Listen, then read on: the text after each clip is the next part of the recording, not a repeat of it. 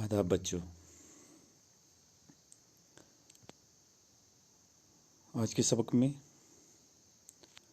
ہم جانیں گے شمیم احمد شمیم کے بارے میں، ان کے حالات زندگی کے بارے میں۔ شمیم احمد شمیم جو کہ 1934 عیسوی میں پیدا ہوئے اور 1980 عیسوی میں وفات پا گئے۔ ان کا لکھا ہوا جو سبق ہماری درسی کتاب میں ہے وہ ہے دیوان مرحوم کی یاد میں۔ ہماری اگلی کلاس اسی پہ ہوگی، لیکن آج کی کلاس میں ہم ان کی حالات زندگی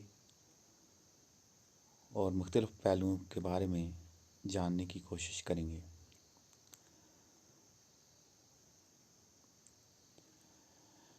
شمیم احمد شمیم 1934 میں شپیاں کے ناسنور گاؤں میں پیدا ہوئے۔ میٹرک پاس کرنے کے بعد سری نگر کے ایس پی کالج میں داخلہ لیا۔ بی اے کا امتحان پاس کرتے ہی محکمہ اطلاعات میں ملازمت مل گئی۔ اس محکمہ میں ان کو ماہانہ تعمیر کی ادارت سونپی گئی۔ یہ ایک صحافی کی ہنگامہ خیز زندگی کا آغاز تھا۔ اس زمانے میں شمیم نے جو تنقیدی مضامین تحریر کیے وہ فکر انگیز ہیں۔ شمیم کی سیمابی طبیعت نے ان کو ملازمت سے مستعفی ہونے پر مجبور کیا، چنانچہ علی گڑھ چلے گئے اور LLB کا امتحان پاس کرنے کے بعد سری نگر کی عدالت میں وکالت کرنے لگے۔ تو وہ جو شمیم احمد شمیم جو ہیں 1934 عیسوی میں پیدا ہوئے، ناسنور گاؤں ہے شپیاں ضلع کا، وہاں پہ انہوں نے میٹرک پاس کیا وہاں پہ، اور اس کے بعد سری نگر کے جو ایس پی کالج ہے وہاں پہ آگے وہاں پہ داخلہ لیا، اور بی اے کا امتحان جیسے ہی انہوں نے پاس کیا تو محکمہ اطلاعات جو ہے اس میں ان کو نوکری مل گئی، اور ماہنامہ تعمیر کی ادارت جو تھی ان کو وہ سونپی گئی۔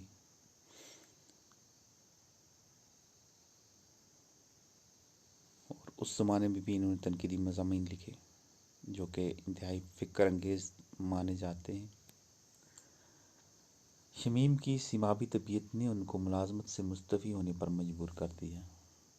تو ان کی طبیعت جو تھی وہ سیمابی تھی، تو ان کو نوکری جو تھی وہ پسند نہ آئی اور انہوں نے نوکری چھوڑ دی اور علی گڑھ چلے گئے۔ وہاں سے LLB کا امتحان پاس کرنے کے بعد وہاں سے واپس آئے تھے اور سری نگر کے ایک عدالت میں وکیل کی حیثیت سے کام کرنے لگ جاتے ہیں۔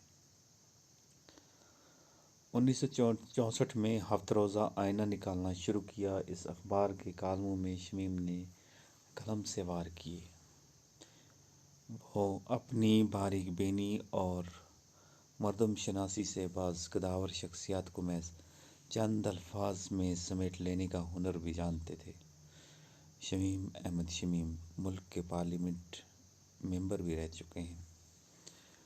تو 1964 میں انہوں نے اپنا اخبار ہفتہ روزہ آئینہ نکالنا شروع کیا، اور پھر اس دوران انہوں نے اپنے اخبار کے ذریعے جو کالم لکھے اس میں قلم سے انہوں نے بڑے زبردست وار کیے۔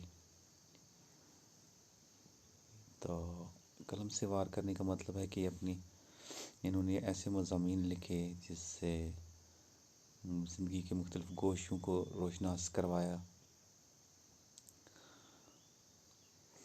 اور ان کے اندر وہ صلاحیت تھی کہ لکھنے میں یہ بڑی شخصیات کا ہنر جو بڑی شخصیات ہیں ان کو کچھ الفاظ میں ہی سمیٹ دیتے تھے۔ پارلیمنٹ ممبر بھی رہ چکے ہیں شمیم احمد شمیم۔ ان کا مستقل کالم چراغ بیگ ایک ادب پارہ تصور کیا جاتا ہے۔ ان کے الفاظ کے انتخاب، جملوں کی ترکیب، عبارت کی بندش اور مضامین کی ترتیب ملا کر ان کی تحریروں کو واضح کرتے ہیں۔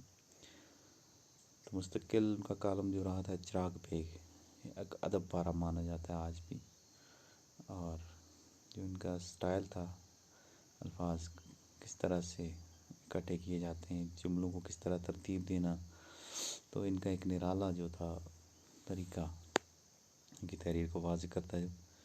شمیم احمد شمیم 1 مئی 1980 کو 45 سال کی عمر میں اس دنیا سے اس وقت منہ موڑ کر چلے گئے جب ان کی ذہنی صلاحیتیں اپنے شباب پر تھیں۔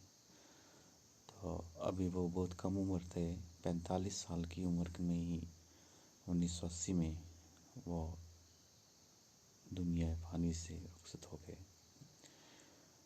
تو یہ تھا شمیم محمد شمیم کے بارے میں۔ ہمارا اگلا سبق انہی کا شمیم محمد شمیم کا لکھا ہی ہے، میں آپ کو بتا چکا ہوں پہلے۔ تو آج کے لیے اتنا کافی ہے۔ ویڈیو کو دیکھیں اور اپنی ٹیکسٹ بک میں ساتھ میں اس کو دہرائیں۔ شکریہ۔